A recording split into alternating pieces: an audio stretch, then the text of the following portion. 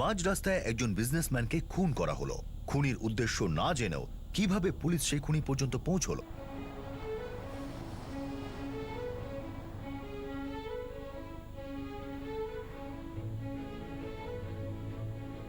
আচ্ছা শোনো, এটা বলো তোমার মা কেমন? খুব বাজে। খুব বাজে?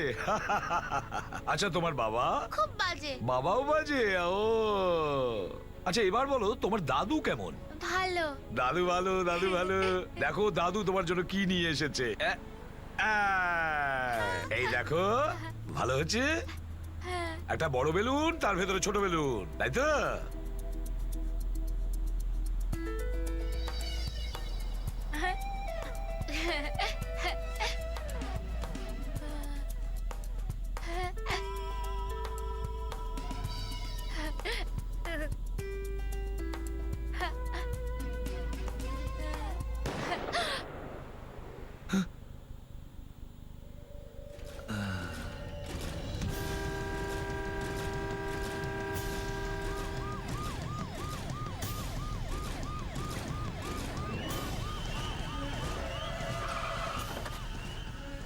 চলো সরে যাও, সরে যাও, সরে যাও, সরে যাও, চলো চলো, সরে যাও, সরে যাও, সরে যাও।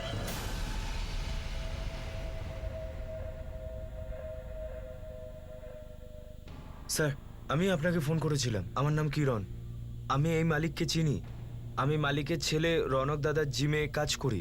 আর আমি রনক দাদাকে ফোন করে দিয়েছি, এক্ষুনি আসছে। কাউকে আক্রমণ করতে বা পালাতে দেখেছো? না স্যার, কাউকে দেখিনি।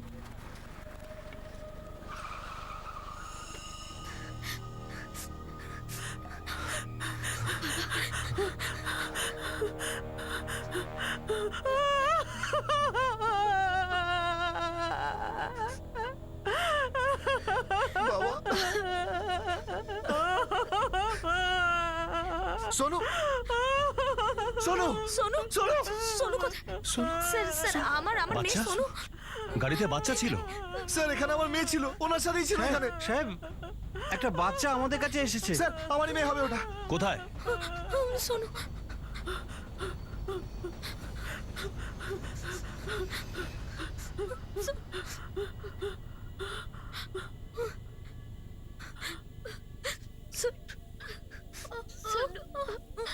ওই আপনাদের বাচ্চা? হ্যাঁ ইন্সপেক্টর, এদিকে।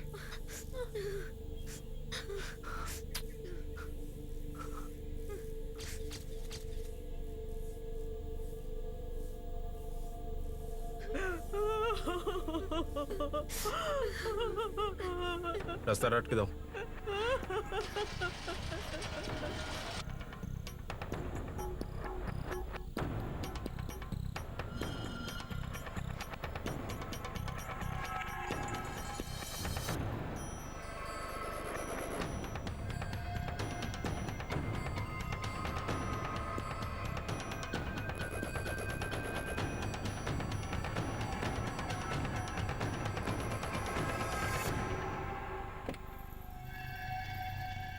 স্যার,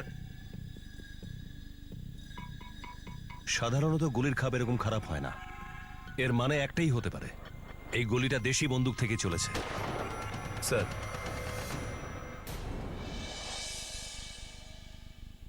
বিহারের আর বাসিন্দা 65 বছরের শ্রী প্রবীণ সিনহা, যিনি একজন এলপিজি ডিস্ট্রিবিউটর ছিলেন আর একজন নামী ব্যক্তিও, তাকে কেউ সেই সময় খুন করেছিল যখন তিনি তার নাতনিকে নিয়ে ঘুরতে বেরিয়েছিলেন। একটা নিষ্পাপ শিশুর সামনে তার দাদুকে নৃশংসভাবে খুন করা হয়।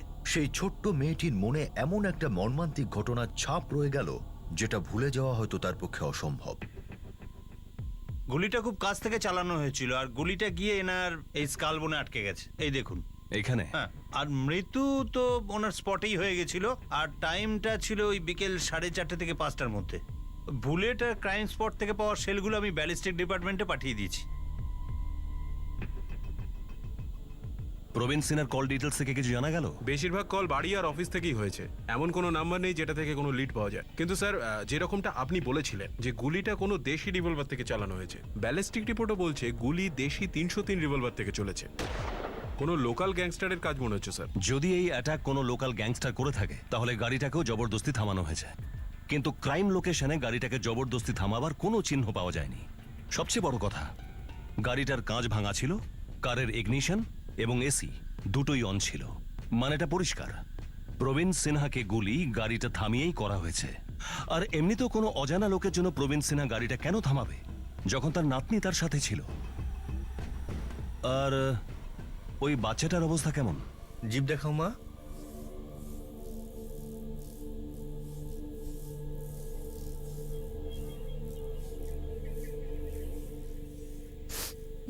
দেখুন, বাচ্চাটা জ্বর এখনো নামেনি, মনে হচ্ছে ও খুব ভয় পেয়ে গেছে। আমি কিছু ওষুধ লিখে দিয়েছি, আপনার সময় মতো একটু খাইয়ে দেবেন। আচ্ছা, আমি আসি। ঠিক আছে। আমার মেয়ের সামনে ওর দাদুকে মেরে ফেলেছে। যদি একবার পেয়ে যায় না ওদেরকে, তাহলে আমি... অপরাধী যখন অন্যায় করে না তখন কিছু চিন্তা করে না। আর হ্যাঁ, নিজের বাবার সম্পর্কে কিছু বলতে পারো? বাবা গত 40 বছর ধরে একটা গ্যাস এজেন্সি চালায় গোলা মহল্লাতে। বাবাকে সবাই খুব সম্মান করে ওখানে, আর যে কোনো কাজের ব্যাপারে সব সময় এগিয়ে থাকতো।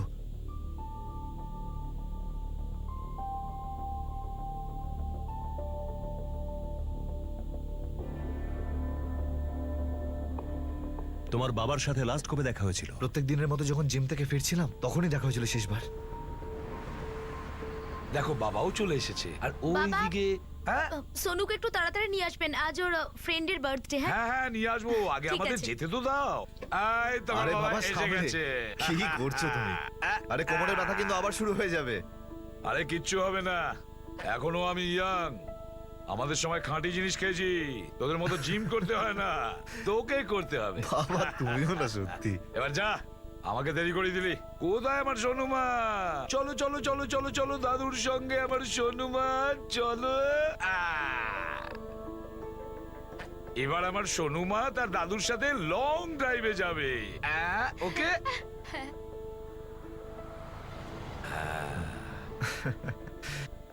তারপর ওই আধ ঘন্টা পর আমি একটা ফোন পেলাম, যে আমার জিমে কাজ করে সেই আমাকে বলল। তোমার বাবার সাথে কারো কোনো শত্রুতা? না স্যার, এরকম কোনো ব্যাপার থাকলে অবশ্যই জানতাম, কিন্তু উনি তো খুব খুশি ছিলেন। নাও। এই, এই। এতটা জ্যাম, বাবা আপনার আদরে না একেবারে বাঁদর তৈরি হচ্ছে আরে ও। খেতে দাও বৌমা, এখনই তো খাবে। খা খা খা। হ্যাঁ ব্যাস ব্যাস ব্যাস ও হ্যাঁ মঞ্জু, কি আমাদের এজেন্সিতে যে পঙ্কজ নামে ছেলেটা কাজ করে না, ওর মা খুব অসুস্থ, হসপিটালে অ্যাডমিট হয়েছে। ও আসলে ওকে 20,000 টাকা দিয়ে দিও। হ্যাঁ কেমন? ঠিক আছে বাবা, হ্যাঁ। এইভাবে টাকা দান করতে করতে ভবিষ্যতে আমাদের না টাকা পয়সার প্রয়োজন পড়ে আবার। যতক্ষণ আমি বেঁচে আছি না, কোনো ব্যাপারে চিন্তা করবি না। হ্যাঁ, এত টাকা আমি রেখে যাব না যে 7 পুরুষ বসে নিশ্চিন্তে খাবি। 40 বছরের পুরনো এজেন্সি ছিল তোমার বাবার, কখনো কিছু হয়েছে? স্যার এই ব্যাপারে তো আমি কিচ্ছু জানি না।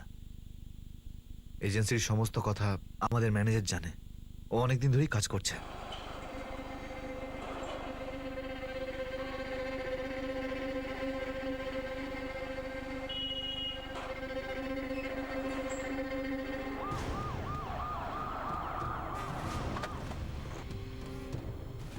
এটাই তো সেই এজেন্সি না? সরি।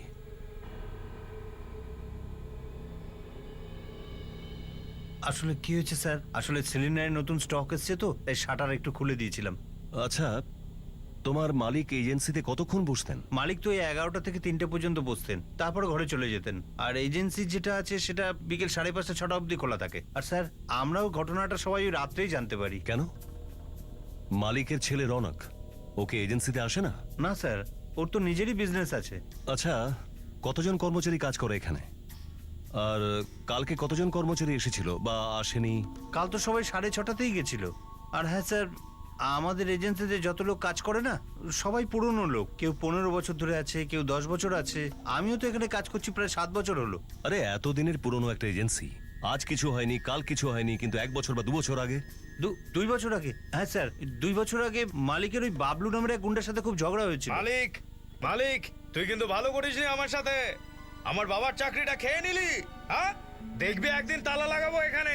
দেখো, তোমার বাবা এখানে মদ খেয়ে কাজে আসতো, আমাকে হুমকি দেওয়ার আগে তুমি তোমার বাবার চিকিৎসা করো। চিকিৎসা আমি তোর করব, তুইও মনে রাখবি আর তোর পরিবারও রাখবে। দেখো, এরকম রাগ করে সমাধান হয় না, ঠান্ডা মাথায় ভাবো, দেখো সব ঠিক হয়ে যাবে। নিজের বাবার চিকিৎসা করাও।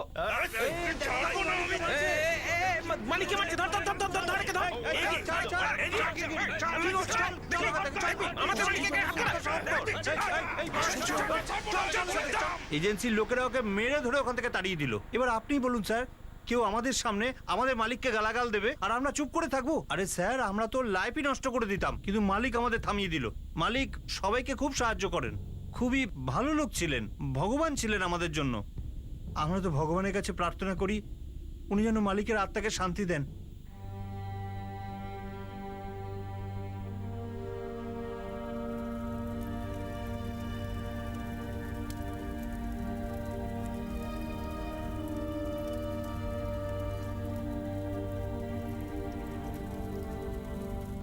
স্যার এই হলো বাবলু।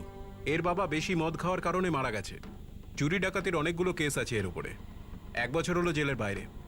আজকাল শাস্ত্রীনগরের পিছনের বস্তিতে থাকে। ওকে তুলে নিয়ে এসো। স্যার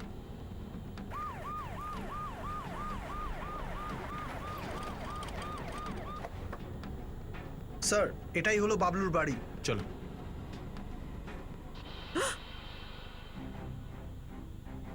কি হয়েছে স্যার? কিরে বাবলু, প্রবীণ সিনহাকে খুন করেছিস তুই? খুন করেছে? অনেক বছর ধরে আমি কাউকে টাচ করি না, যখন থেকে বিয়ে হয়েছে।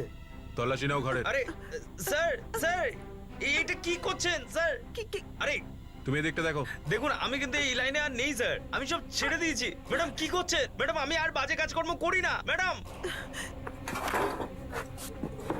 কেন এসব করছেন শুধু শুধু? ম্যাডাম ম্যাডাম ম্যাডাম ম্যাডাম কি হচ্ছে কি এগুলো?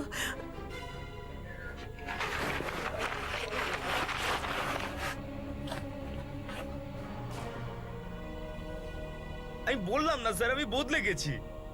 এই দেখুন স্যার, শুধরে গেছে ও।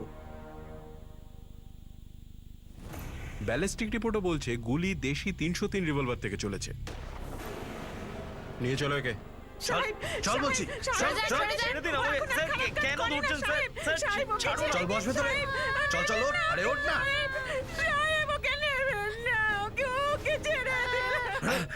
স্যার স্যার স্যার আমি সব বাজে কাজ ছেড়ে দিয়েছি স্যার।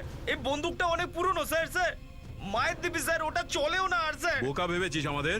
এরকম বন্দুক 2-3টে ফায়ার করলেই খারাপ হয়ে যায়। তুই ফায়ার করেছিলি নিশ্চয়ই, তারপরে খারাপ হয়েছে বন্দুকটা। আমার বাচ্চার দিব্যি স্যার, আমি কিছুই করিনি। বাচ্চার দিব্যি দিচ্ছিস? একটা ছোট বাচ্চা আছে তোর, আর একটা ছোট বাচ্চার সামনে তুই তার দাদুকে খুন করেছিস। না, স্যার। তোর হাত কাঁপলো না একটু? ভাবলি না একবারও?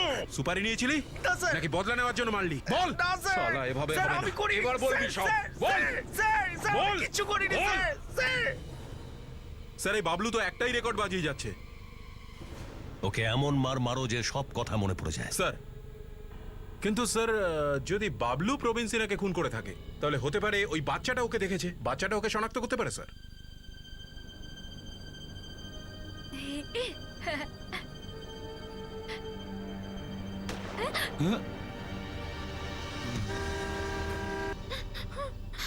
কি হয়েছে বাবু? কি হয়েছে তোমার?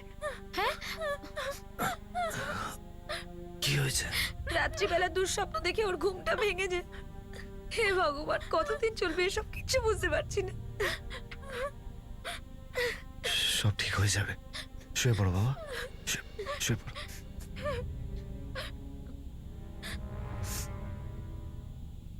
না, আমার বাচ্চা খুব কষ্টের মধ্যে আছে আর আমি আপনাদের কোনো প্রশ্ন করতে দেব না ওকে, বুঝলেন আপনারা? দেখুন, আপনার বাচ্চা একমাত্র আই উইটনেস আমাদের জন্য, যে কারণে ওর সঙ্গে কথা বলাটা খুবই জরুরি।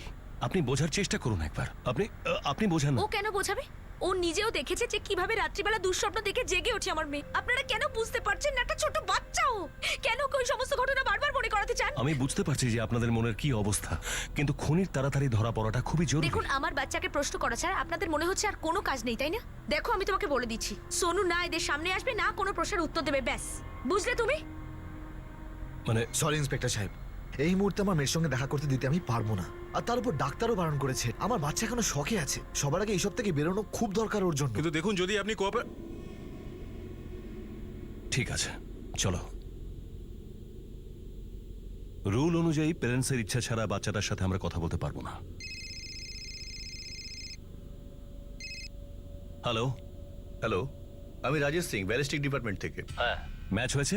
আগে না, এই যে পিস্তলটা রয়েছে এটা 315 বোরের, কিন্তু যে পিস্তলটা থেকে প্রবীণ সিনহাকে গুলি চালানো হয়েছিল সেটা 303 বোরের। আর আপনি তো ভালো করেই জানেন 303 বোরের গুলি 315 বোরের বন্দুক দিয়ে চালানো যায় না। তেমন করতে গেলে গুলি হাতেই ব্লাস্ট করবে। ওকে, কি হয়েছে স্যার? বাবলু সিনহাকে খুনটা করেনি। 10 দিন কেটে গিয়েছিল আর এখনো পর্যন্ত পুলিশ না কোনো তথ্য পেয়েছিল, না জেনেছিল খুনের উদ্দেশ্য।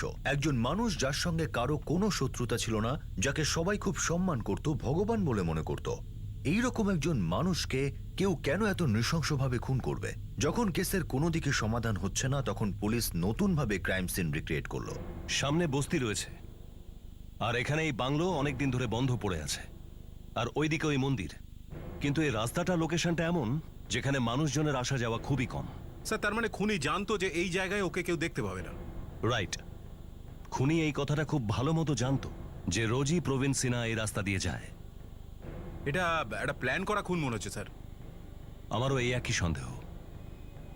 এই কাজটা এমন একটা মানুষের যে প্রবীণ সিনহাকে প্রথম থেকেই খুব ভালো করে চিনত, যে প্রবীণ সিনহার গাড়ির পেছনের সিটে বসেছিল আর সুযোগ বুঝে সে গান পয়েন্টে গাড়িটাকে থামায় আর প্রবীণ সিনহাকে গুলি করে মারে। এইখান থেকে সে পালিয়ে যায়। কিন্তু স্যার যদি গাড়িটা গান পয়েন্টে থামানো হয়ে থাকতো তাহলে প্রবীণ সিনহার গাড়ির স্টিয়ারিং এ কোনো কন্ট্রোল থাকতো না, তাহলে গাড়ির চাকা ঘষ্টানোর দাগ থাকতো রাস্তায়, কিন্তু সেরকম কোনো দাগ তো আমরা পাইনি। স্যার এখানে কোনো ঘষ্টানোর দাগ নেই। স্যার গাড়িটা দেখে তো এরকম মনে হচ্ছিল যে কোনো চেনা পরিচিত লোকই গাড়িটাকে থামিয়েছে। হতে পারে কোনো চেনা জানা লোকই গাড়িটাকে থামিয়েছিল। একটা কাজ করা যাক, পুলিশ স্টেশনে যাওয়া যাক আর সমস্ত প্রমাণপত্র নতুন করে চেক করি আমরা। চলো। স্যার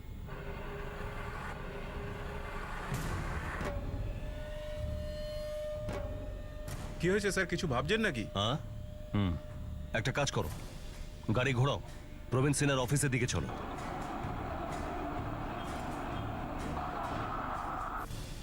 নমস্কার স্যার। আচ্ছা, আগের বার যখন আমরা তদন্তে এসেছিলাম তখন একজন 16-17 বছরের মেয়ের সাথে আমার ধাক্কা লাগে। মেয়ে? কোন মেয়েটা স্যার?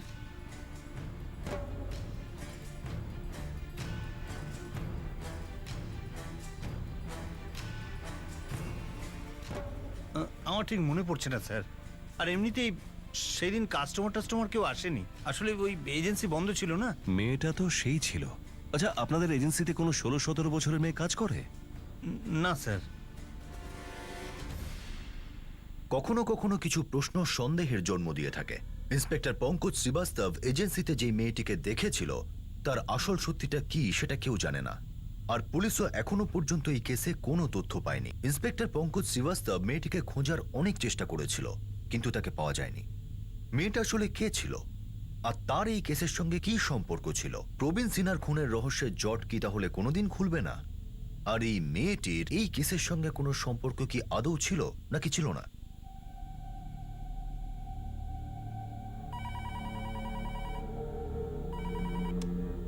হ্যালো, ওনার ব্যাপারে কি কোনো খবর পেয়েছেন? কিছু খবর পাইনি। দেখুন, আমি আপনাকে বলেছি না যে আমাকে রোজ রোজ ফোন করবেন না। দেখুন, আমি নিজেই খুব সমস্যায় আছি। প্রায় প্রতিদিনই পুলিশ আসছে, আর আমি আর কোনো অশান্তি চাই না। আপনার ভাগ্য ভালো, পুলিশ এখনো কিছু জানতে পারেনি, নাহলে আপনার পিছনে পড়ে যেত আর আমার বাঁচা মুশকিল হয়ে যেত। রাখছি এখন।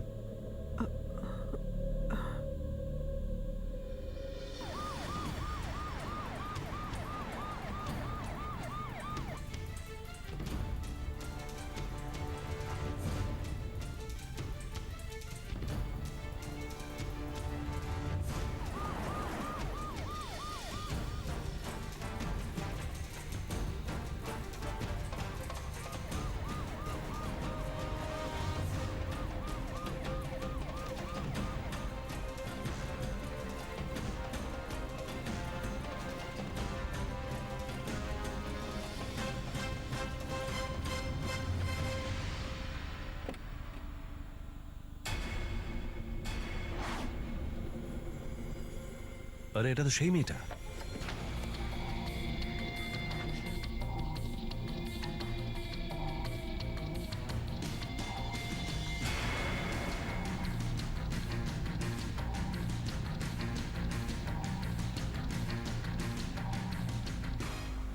কি হয়েছে?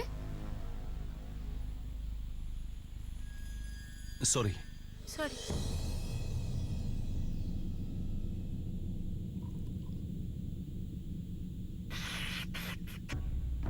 আরে শ্রুতিমা কেমন আছো? ভালো আছি কাকা। বাবা কেমন আছে? বাবা ঠিকই আছে। অনেকদিন দেখা হয়নি ওনার সাথে। ওনাকে বলবে যে আমি ওনার কথা বলছিলাম। আচ্ছা।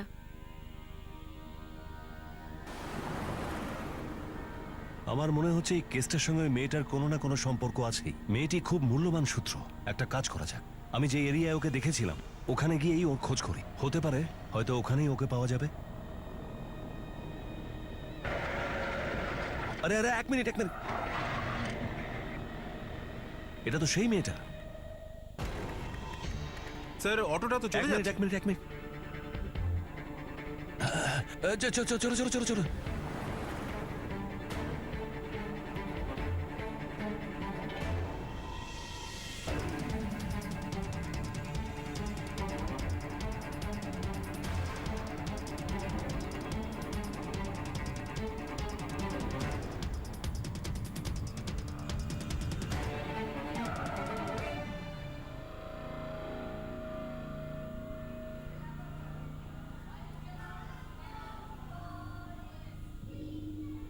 হ্যাঁ, এ তো আমাদের স্কুলের ছাত্রী, 11 ক্লাসে পড়ে। এই মেয়েটার নাম শ্রুতি ঝা। কি হয়েছে ইন্সপেক্টর সাহেব? আপাতত কিছু নয়, শুধু ওর ঠিকানাটা দরকার। ওকে।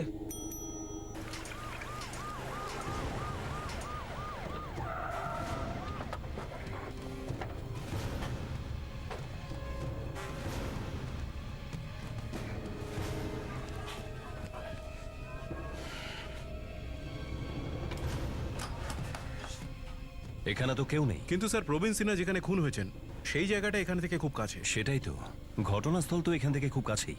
আর ওই শ্রুতি বলে মেয়েটাকে প্রবীণ সেনার অফিসের বাইরে দেখতে পাওয়া আর ক্রাইম লোকেশনে ওকে দেখতে পাওয়াটা, আমি জানি না শুক্লা, আমার কেন মনে হচ্ছে যে ওই মেয়েটার এই কেসের সঙ্গে কোনো সম্পর্ক আছেই। স্যার ঘরে তো তালা বন্ধ করা আছে, ও কোথাও পালিয়ে যায়নি তো? হতে পারে। এই এদিকে আয়। আমি স্যার? হ্যাঁ তুই, এদিকে আয়। হ্যাঁ স্যার, কি হয়েছে? এই শ্রুতির বাড়ি কি এটাই? হ্যাঁ স্যার। বাড়িতে তালা ঝুলছে দেখছি, কোথায় গেছে ওরা? স্যার, শ্রুতির মা ওই সুধা বৌদি আছে না, ওই পাশের গুলি ছেড়ে ওই বিউটি পার্লারের দোকান আছে ওখানে ওদের। আর ওদের বাবা নরেন্দ্রবাবু সিনহাবাবুর ওখানে কাজ করে শুনেছি। কি? হ্যাঁ স্যার। প্রবীণ সিনহার অফিস? হ্যাঁ স্যার। বলুন স্যার। নরেন্দ্র ঝা তোমাদের এজেন্সিতে কাজ করে, এ কথা আমাকে কেন বলনি তুমি? কোথায় আছে ও? জানি না স্যার, মালিকের মৃত্যুর পর ও আর আসেইনি। বলেছি না স্যার, ওই মালিকের সাথে ওর ফ্যামিলির মতো রিলেশন, তাই আমি ভাবলাম কি যে ও খুব শোকের মধ্যে আছে। 2 সপ্তাহ ধরে একটা লোক কাজে আসেনি, আর তুমি এটা ভেবে বসে আছো যে ওই লোকটা শোক পালন করছে? খোঁজার চেষ্টা করেছিলে? স্যার, ওনার স্ত্রীর ফোন এসেছিল এখানে।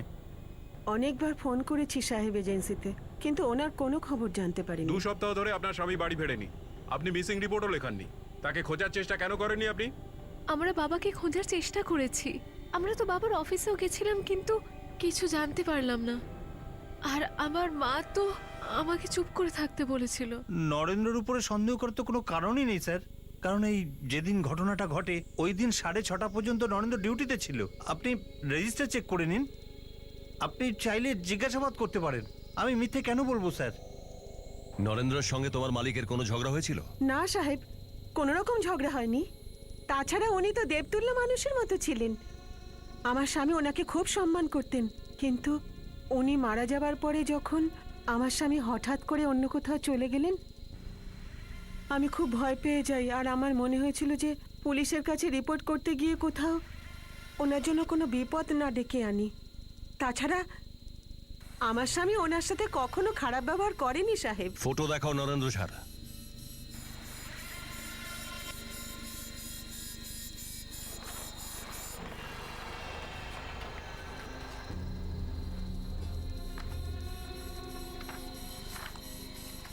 এই দেখুন স্যার।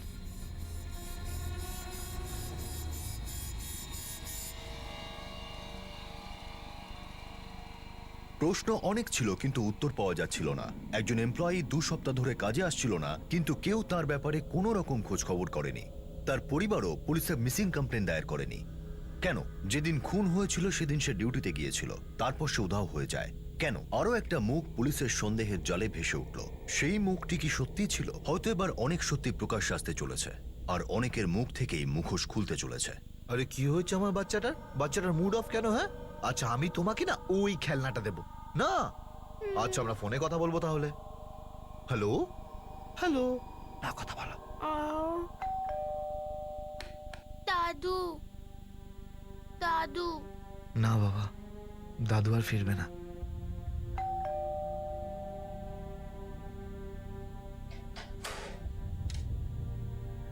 আপনারা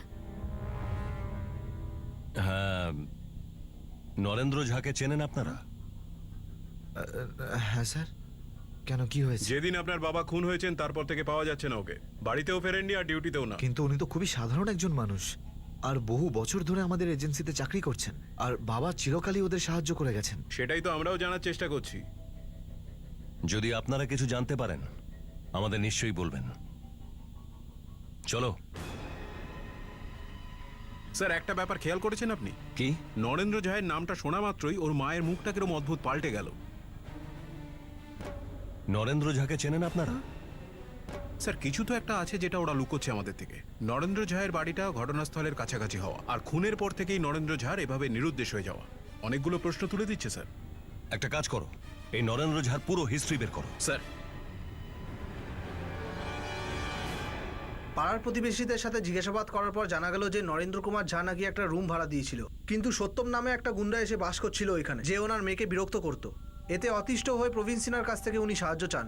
আরে আরে, আমার জিনিসপত্র ফেলছেন কেন? এরপরে যদি এ সমস্ত করো না, আমি দেখে নেব। আরে আমি তো তোমাকে দেখবো মালিক। আপনি যেটা করছেন না, একদম ঠিক করছেন না, আর তার জন্য আমি আপনাকে উচিত শিক্ষা দেব। স্যার, ওই ছেলেটার শত্রুতা শুধু প্রবীণ সিনহার সাথে ছিল না, নরেন্দ্র ঝায়ের সাথেও ছিল। আর স্যার, নরেন্দ্র ঝাকেও পাওয়া যাচ্ছে না। হতে পারে একটা নয়, দুটো খুন হয়েছে। ওই ছেলেটার ব্যাপারে কোনো খোঁজ পেলে? স্যার, ওর ব্যাপারে তো জানা যায়নি, কিন্তু ওর একটা বন্ধু আছে মুন্না, যে একটা মোবাইল শপে কাজ করে, ওর ব্যাপারে জানা গেছে। আমাকে কেন এখানে এনেছেন স্যার? আমি কি করেছি নাকি? সত্যম কোথায়? সত্যম, কোথায় সত্যম? আমি জানি না স্যার। ও তো শুধু আমাদের দোকানে মোবাইল রিচার্জ করতে আসতো স্যার। মোবাইল রিচার্জ করতে আসতো? হ্যাঁ স্যার, ও তো আমার বন্ধু হয় স্যার। কোথায় পাওয়া যাবে ওকে? স্যার, আমি কিছু জানি না স্যার। কোথায় পাওয়া যাবে? বল, কোথায় পাওয়া যাবে? কোথায় পাওয়া যাবে? কোথায়? সিরাইয়া তার লজে আছে স্যার।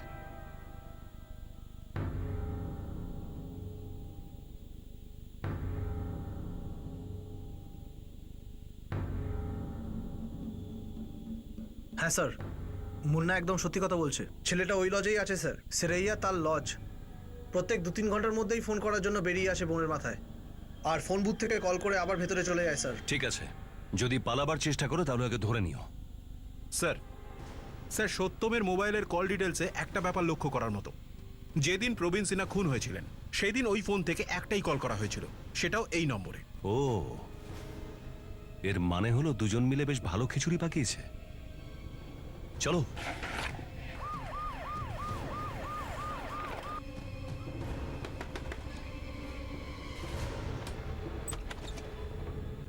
সাহেব, আপনি আমার স্বামীর ব্যাপারে কিছু জানতে পারলেন কি?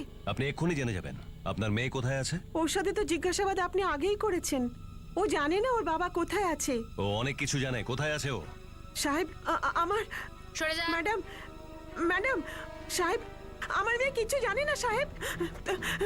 আর কোথায় সাহেব, ওনাকে বারণ চল, করুন না। আমার মেয়ে চল, কিচ্ছু সময় জানে মতো না। সব জানতে পারবেন। আমার নিয়ে মেয়ে চলো কিচ্ছু একে। করেনি। যাও। ওকে কোথায় নিয়ে যাচ্ছেন সাহেব?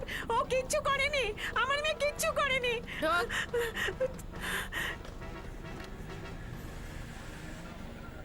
আমার মেয়ে কিচ্ছু করেনি সাহেব। আপনি আমার কথাটা বিশ্বাস করছেন না কেন? এক সাহেব, মিনিট। শুনুন, সরে যা। শুনুন।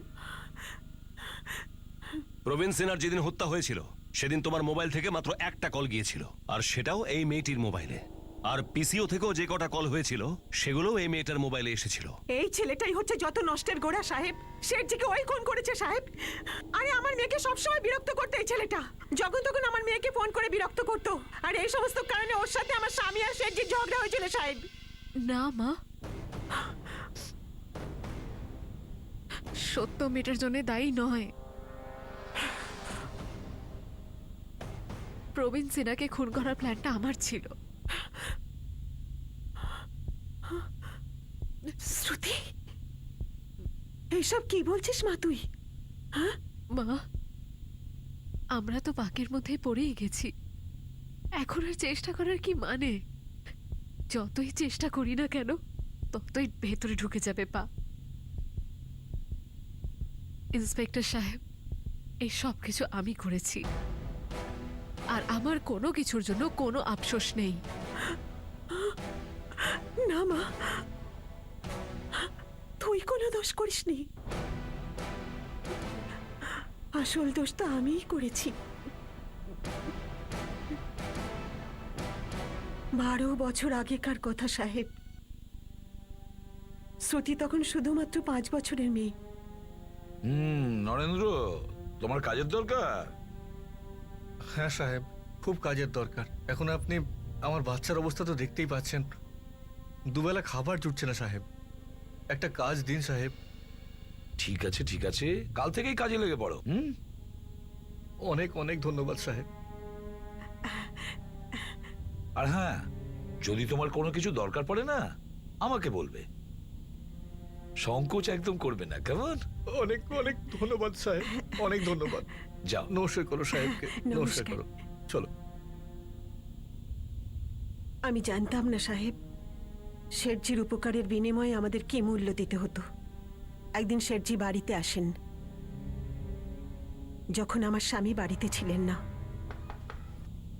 আসছি। সাহেব আপনি? নমস্কার। নমস্কার নমস্কার। নমস্কার। উনি তো এখন বাড়িতে নেই। হ্যাঁ জানি, কাজে গেছে। আমার তোমার সঙ্গে দরকার। আগে ভাবলাম যে আমরা দুজনে মিলে বসে কিছু আলোচনা করে নেব। তোমার স্বামী সেদিন বলছিল তুমি নাকি বিউটিশিয়ানের কোর্স করেছো, তাহলে তুমি ঘরে বসে আছো কেন? আর কি করব সাহেব আমি? আরে আমি তোমার জন্য পার্লার খুলে দিচ্ছি। এটা তো খুব ভালো কথা সাহেব, কিন্তু এসবের জন্য আমরা টাকা কোথা থেকে পাবো? ও সমস্ত আমার নিজের দায়িত্ব, তুমি শুধু আমার একটু খেয়াল রাখলেই চলবে, বুঝেছ? ভেবে দেখো সুধা একবার। আমি জীবন তৈরিও করতে পারি, আবার জীবন ভেঙেও দিতে পারি। তোমার স্বামীর যদি চাকরি চলে যায়, তাহলে দরজায় দরজায় ভিক্ষে করতে হবে। পরিস্থিতি এমনই ছিল যে মেনে নিতে হলো। একবার যে মেনে নিলাম, তখন মাথা তুলে বাঁচার আর কোনো প্রশ্নই আসে না সাহেব। একদিন যা হলো, রোজ রোজ হতে শুরু করলো। আমার স্বামী এসব জেনে যাওয়া সত্ত্বেও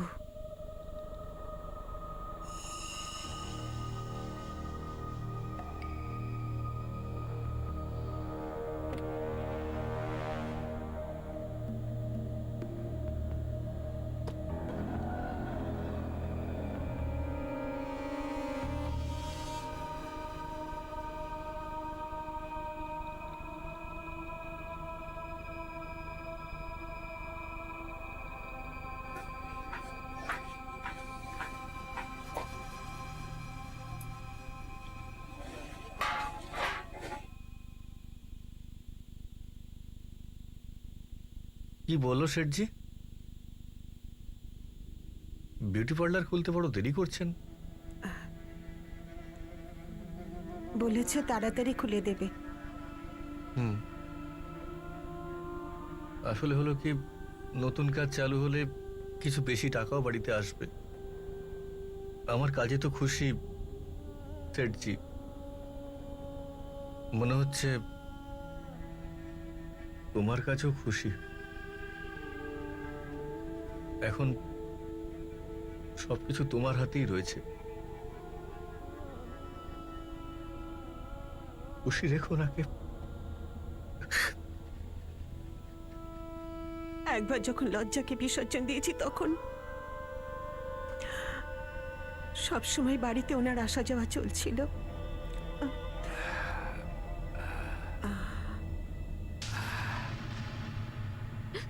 শ্রুতি, তুই কখন থেকে এখানে দাঁড়িয়ে আছিস? চল যা এখান থেকে। আরে যা। ও এসেছে তো কি হয়েছে? যেখানে তোমার স্বামী জানে, ও জানলেই বাকি। তো তোমার মায়ের ওপর যে অত্যাচার চলছিল, তার প্রতিশোধ নিলে তুমি এই গুন্ডাটার সাথে হাত মিলিয়ে? গুন্ডা নয় সত্য, ভালোবাসে আমাকেও, সত্যিকারের ভালোবাসা। আরে গুন্ডা তো উনি ছিলেন, ওই মালিক। বেঁচে থাকার কোনো মানেই ছিল না ওর। যে কোনো কাজের ব্যাপারে সব সময় এগিয়ে থাকতো। খুবই ভালো লোক ছিলেন, ভগবান ছিলেন আমাদের জন্য। নরেন্দ্র ঝাকে চেনেন আপনারা? আরে উনি তো দেবতুল্য মানুষের মতো ছিলেন। আমার শুধু একটু খেয়াল রাখলেই চলবে, বুঝেছো? পরিষ্কার করে বলো, কি বলতে চাইছো?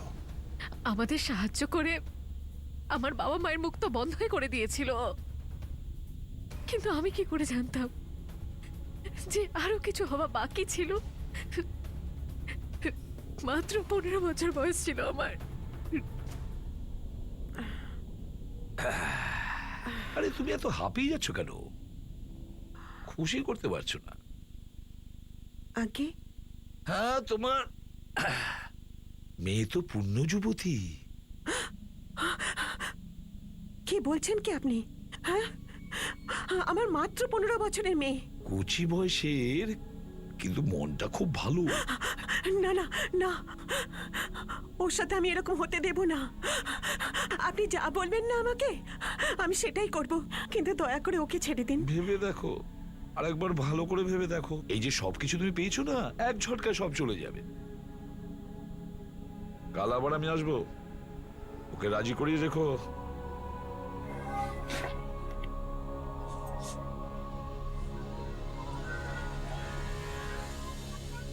দেখ মা আমার, আমরা খুবই গরিব মানুষ, ওনার সাথে তো লড়াই করতে পারি না। তুমি কি বলতে চাইছো মা?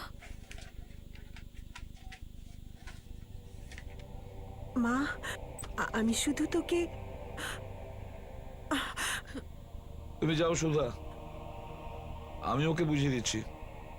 এসো আমার সঙ্গে, এসো এসো।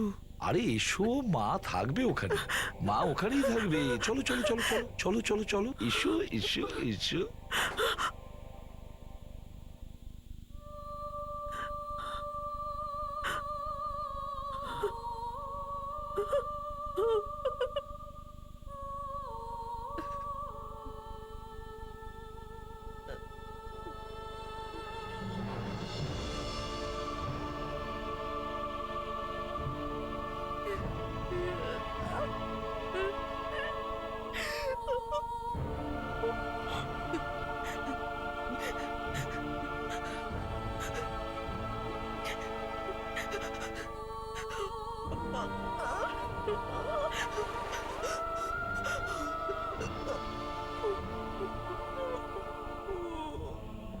যবে থেকে মালিক আমায় ছোঁয়ে, নিজের শরীরের ওপর ঘৃণা হতো আমার।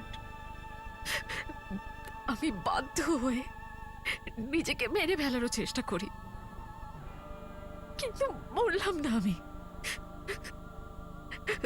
2 বছর এভাবেই কাটছিল। তারপর একদিন সত্যম আমার জীবনে এলো, আর আমি বাঁচার একটা নতুন রাস্তা খুঁজে পেলাম।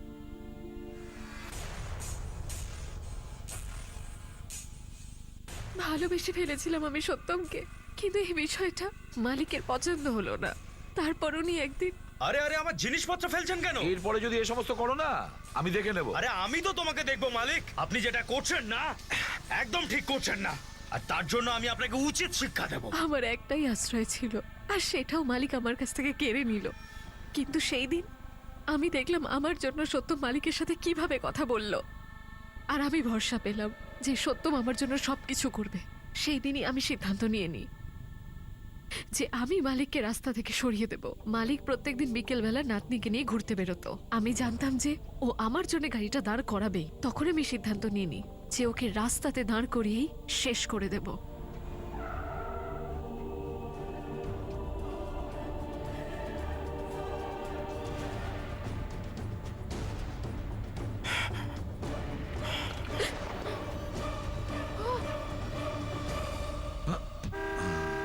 আমার সাথে যেটা হচ্ছিল, আমার বাবা চাইলে থামাতে পারত,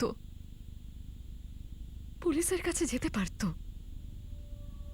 কিন্তু বাবা তো মাথা নিচু করে নিয়েছিল।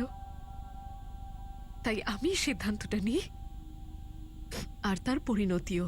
সত্যম, তুমি না কিছুদিন লজের মধ্যেই লুকিয়ে থেকো। সবকিছু ঠান্ডা হয়ে যেতেই আমি তোমাকে এখানে ডেকে নেব। এ কি করছিস তুই?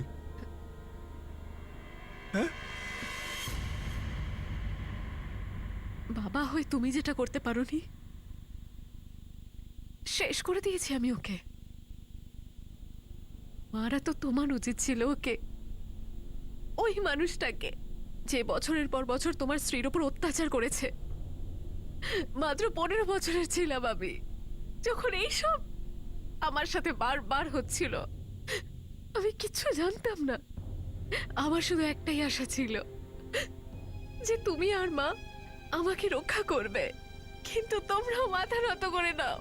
আরে তোমার থেকে তো ভালো ওই সত্য, যার সাথে আমাদের কোনো সম্পর্ক নেই, কিন্তু তাও আমার জন্য জীবনের বাঁচি রেখেছে। আমি যা করেছি তাতে আমার কোনো আফসোস নেই। নিয়ে যাও ওকে।